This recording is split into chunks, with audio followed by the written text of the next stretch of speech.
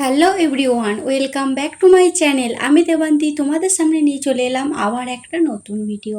আজকের ভিডিওটা কিন্তু রান্নাঘর থেকে স্টার্ট করেছি। তোমরা অনেকে ভাবে যে সবসময় রান্নাঘর থেকেই ভিডিও। একটা ঘরের বউ আর কী কাজ করবে বলো? ঘরের বউ শুধু কাজ করবে রান্না বান্না পাট ঝাঁট এইটুকুই। আরও বাইরে কিছু যদি থাকে সেটা তোমাদের সাথে ক্যাপচার করবে ভিডিওর মধ্যে। তো এখানের মধ্যে দেখিয়ে দিলাম আমার মা আসছে, আর ওদিকে আমার শাশুড়ি মা আনাজ কেটে দিচ্ছে, আর মা ওদিকে গল্প করছে। মা তো আজকে এলো, মা কিন্তু আজকে আসে না, তোমাদেরকে জানানো হয় না। মা আসছিল আমাদের ওই বিবাহবার্ষিকীর দিন। তো বিবাহবার্ষিকীর দিন ওই সন্ধ্যা সন্ধ্যা করে আসছিল, কিন্তু তখন তো আর বলা হয় না, তোমাদেরকে আগেও জানানো হয় না যে আমার মা আসবে বলে। তো একটা প্রবলেম হয়েছিল ফোনে, আমি কোনো ভিডিও ছাড়তে পারছিলাম না, না শর্ট ভিডিও না বড় ভিডিও, কোনো ভিডিও ছাড়তে পারছিলাম না। তোমাদেরকে কি বলবো, সেই দিনগুলো এমন এমন গেছে পরিস্থিতি, মানে আমি কান্নাকাটি করছি যে আমি কিভাবে ভিডিও ছাড়বো। কিন্তু এখনও সেই প্রবলেমটা রয়ে গেছে, কিন্তু তোমাদের দাদাভাই একটা সেটিং দেখিয়ে দিয়েছে। সেই সেটিং থেকে আমি কিন্তু ইউটিউবটাকে আবার ঠিক করি, তারপরে আবার ভিডিও মানে আপলোড করি আর কি। এখনও কিন্তু সেই প্রবলেমটা রয়ে গেছে, কিন্তু আমি দিতে পারি। যে আগে যেমন আমি ভিডিও মোটেই দিতে পারতাম না, তোমরা হয়তো দেখবে অনেক প্রায় 3-4 দিন কিংবা 4-5 দিন এইরকম দেখবে কোনো ভিডিও আমার আপলোড নেই, না শর্ট ভিডিও না বড় ভিডিও, কোনো ভিডিও আপলোড নেই। মানে সেই দিনগুলো যে কিভাবে কাটিয়েছি শুধু আমিই জানি। না কোনো ভিডিওতে মন নেই, কোনো কিচ্ছু করতে পারি না। এই সময় দেখছি এই ভিডিওগুলো যেগুলো বানাচ্ছি আমার বিবাহবার্ষিকীর দিন বা বিবাহবার্ষিকীর আগের দিন, যে ভিডিওগুলো শ্যুট করেছি মানে শুধুই শ্যুট করে গেছি। শুধু একটা কথাই মনে হয়েছে একদিন না একদিন ইউটিউবটা আমার ঠিক হবে। তোমাদের দাদাভাই সেরকমভাবে সময় পাচ্ছিল না। হয়ে গেল আমার মাছের ঝোল রান্না, দেখছো ধনে পাতা ছড়িয়ে দিয়েছি উপর থেকে, লাল লাল মাছের ঝোল বানানো, মানে রুই মাছের।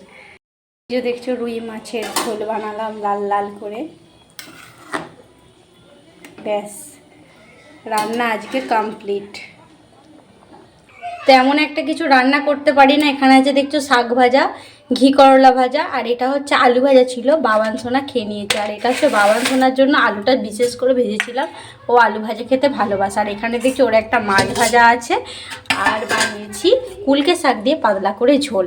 ব্যাস, আজকের এই রান্না ছিল। ইউটিউবটা আমার একটু ঠিক করে দেবো সেরকমভাবে সময়ই পাচ্ছিল না। তারপরে ওকে আমি অনেকবার বলেছি, দেখো আমি কোনো ভিডিও ছাড়তে পারছি না, আমার প্রচুর কষ্ট হচ্ছে, কান্নাকাটি করছে, ও দেখছে, বলছে দাঁড়াও দেখবো কি হয়েছে। তারপর ও ঠিক করে দিল। কদিন হলো সেরকমভাবে আমি ভিডিও কোনো শ্যুটই করতে পারি না। কারণটা হচ্ছে আমি কোনো ভিডিও আপলোড করতে পারছি না কারণ ব্লগ ভিডিও দাঁড়াও বলছি। ওদিকে একটু ভাত বসিয়েছি, ভাতের ফ্যানটা পড়ে যাচ্ছে, দাঁড়াও বলছি।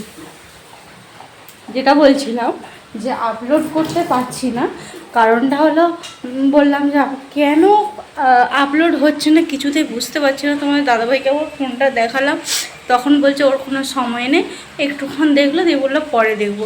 এত মনটা খারাপ লাগছে, অনেকগুলো শর্ট ভিডিও হয়ে গেছে, সেগুলো আপলোড হচ্ছে না। সেটা হচ্ছে তার আগের দিনে আজকে বা কালকে ছিল, কালকে কোনো ভিডিও আপলোড করতে পারি না। আর আজকে একটা ভিডিও শ্যুট করেছিলাম, কিন্তু এতটা মন মেজাজ খারাপ যে ভিডিওটা যে এডিটিং করতে হবে আমাকে, সেরকম কিছু মনই নেই যাকে বলে। কী আর করবো বলো, ভিডিও কোনো আপলোডই করতে পারছি না, সেই জন্য এত খারাপ লাগছে, ভিডিও আমি দিতেই পারছি না। আমার চ্যানেলটা আস্তে আস্তে গ্রো হচ্ছে, কিন্তু মাঝপথে যদি এইরকম অবস্থা হয় তাহলে আর কি করা যায় বলো।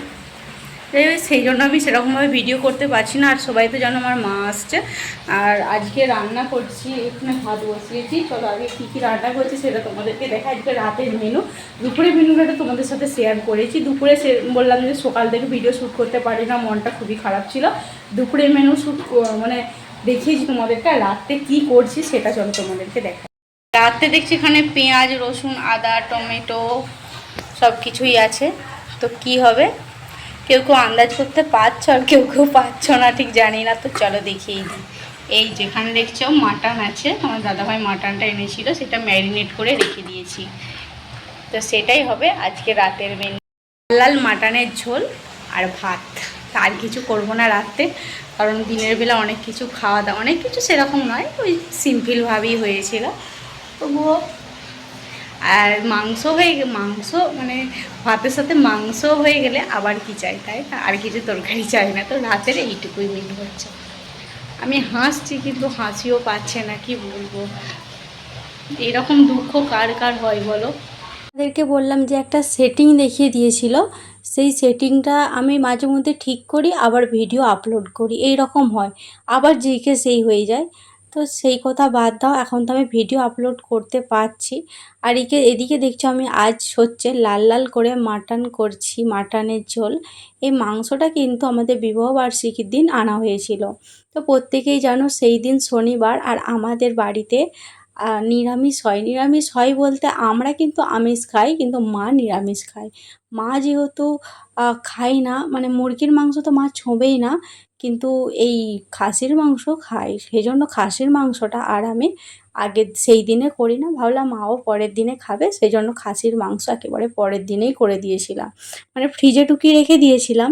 ফ্রিজে ঢুকিয়ে রেখে দিলে কি তাহলে কি পরের দিনে হয়ে যাবে, সেই জন্য পরের দিনে একেবারেই রান্নাটা করেছি। তারপরে আমার মা দাদা আসছিল বিবাহবার্ষিকীর দিন, দাদা চলে গিয়েছিল খাওয়া দাওয়া করে রাত্রের বেলা, কিন্তু মা আমার আজকে হ্যাঁ আজকেই গেল, আজকে সকালের দিকে মা গেল।